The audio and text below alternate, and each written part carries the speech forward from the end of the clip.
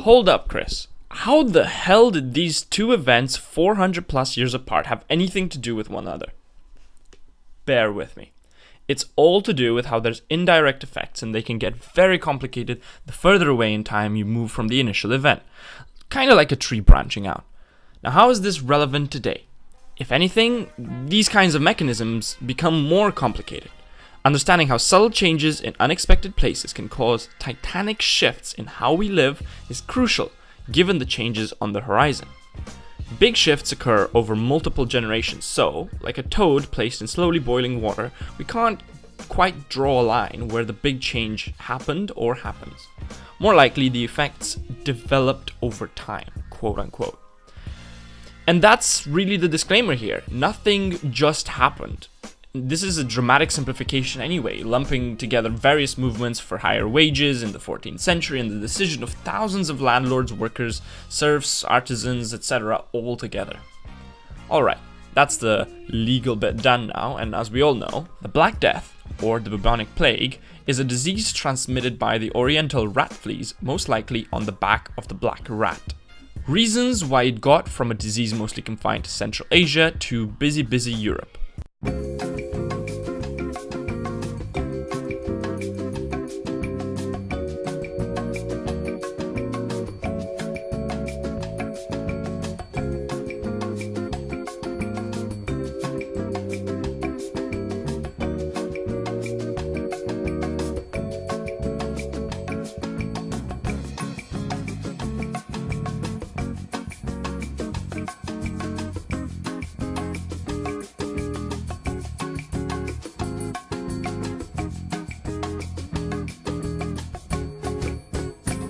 Not to mention the lack of medical knowledge and hygiene.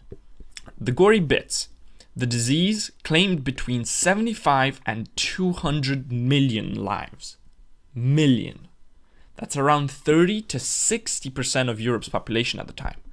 In London alone, 6 out of 10 people had been claimed by the disease. Denser areas were more affected, less dense areas less likely to be affected. And all within 2 years, this disease completely changed the European landscape. In the old days, one needed the permission of their lord to leave the land they were tied to.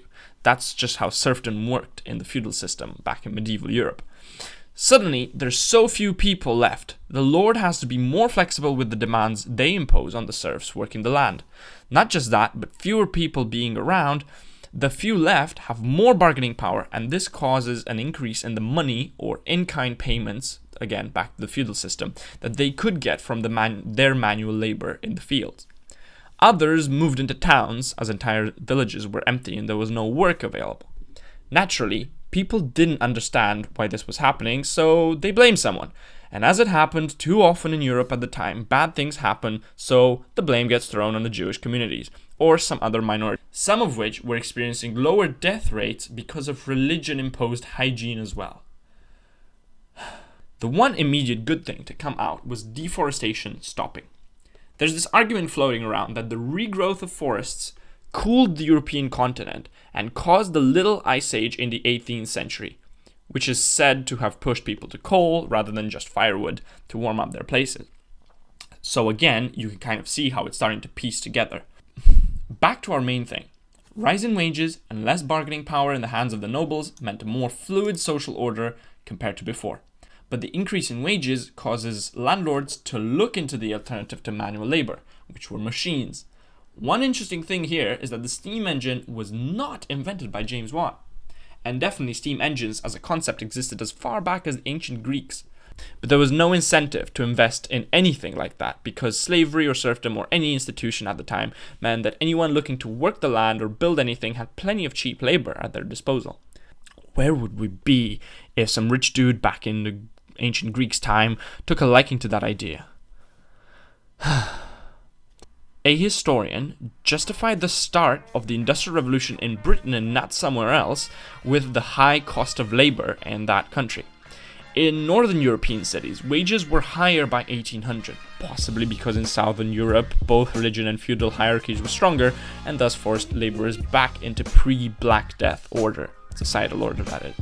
And so any landowner or industrialist was looking for cheaper ways to produce stuff. Either way, as of 1850, the Industrial Revolution was in full swing in Europe. Just look at a map of more industrialized areas of Europe in the late 1800s, and it's more or less the same areas most affected by the Black Plague several centuries early. I personally find it fascinating how something we could call evil or heartless, like the culling of so many lives in the 14th century, could impact history itself, society, economics, everything, the way of life, so drastically so as to mechanically lead to the Industrial Revolution, or at least provide the background for it. Perhaps it's a mirroring of today's situation, as we're looking into the future to see another drastic change on the horizon that could change everything, and wonder, where did this one start? As always, I hope you found this video useful, looking at the deeper connections underneath the surface. If you liked it, give us a thumbs up, comment with your feedback, and if you loved it, please subscribe. See you in the next one. Ciao.